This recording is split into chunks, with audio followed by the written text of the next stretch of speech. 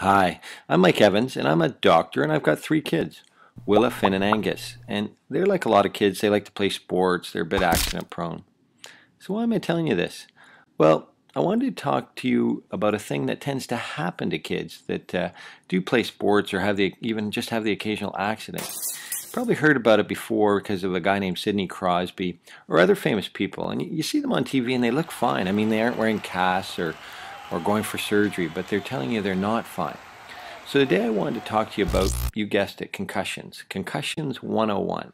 So let's start with the basics. What is a concussion?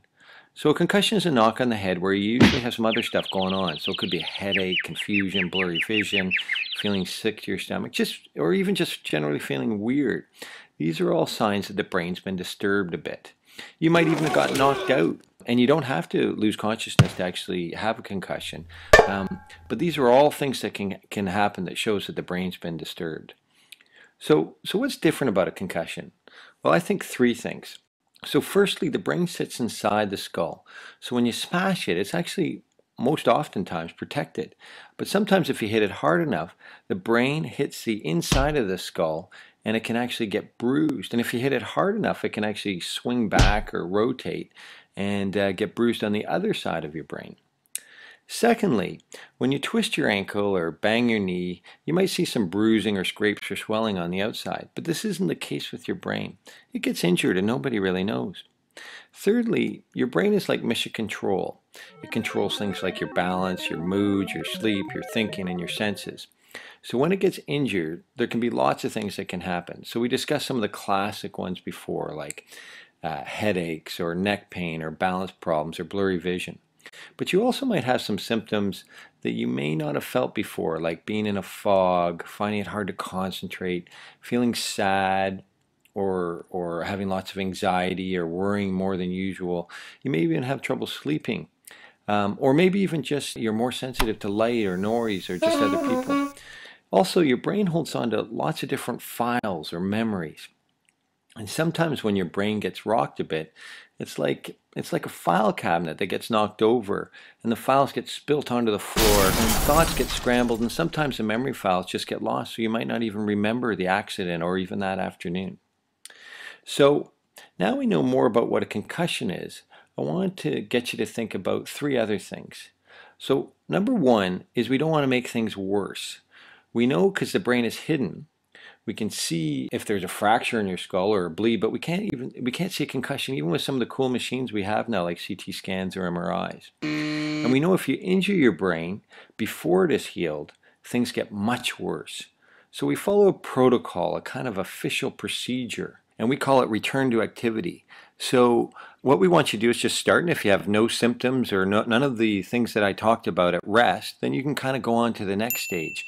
And you can go for some light exercise like a jog, and if there's no problems there, you can go on to, if it was hockey, you could go skating. And then we allow you to be yellow shirted if there's no symptoms. So what I mean by that is that you can participate in a practice, but nobody can come into contact with you. And then if that works out, then you can go to a full contact practice.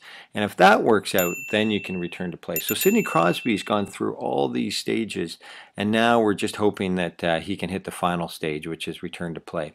But if you have any symptoms or any problems with any of these levels, you have to drop down to the level before, and that's where you can get stuck sometimes. So number two I wanted to talk to you about was it's very hard to know how you will do. So when you have a concussion, it's important to know that with all the kind of negative news we've been hearing about concussions, that actually 80 to 90% are back in 4 to 6 weeks.